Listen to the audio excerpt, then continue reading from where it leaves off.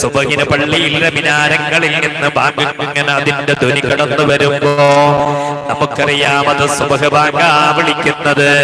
4:40 സുബഹ് bank വിളിക്കുന്നത്.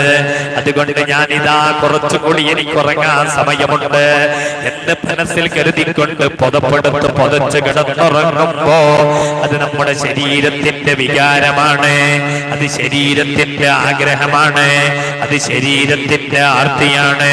പക്ഷേ ആ സുബഹ് ബാങ്ക് കേൾക്കുമ്പോ സുബഹ് നിസ്കരിക്കാൻ വേണ്ടി സമയമായല്ലോ റബ്ബേ എന്ന് എഴുന്നേൽക്കാനുള്ള ആ ഒരു ആർത്തി എന്ന് പറയുന്നത് അത് ആത്മാവിന്റെ ആർത്തിയാണ്. അതാണ് ഇവിടെ പറയുന്നത് ആഗ്രഹങ്ങള് ശരീരത്തിന്റെ ദേഹേച്ഛയോട് അടിമപ്പെട്ട് കിടക്കുകയാ നരകം. അതേപോലെ ശരീരത്തിന്റെ ദേഹേച്ഛക്ക് ഒരിക്കലും യോജിക്കാ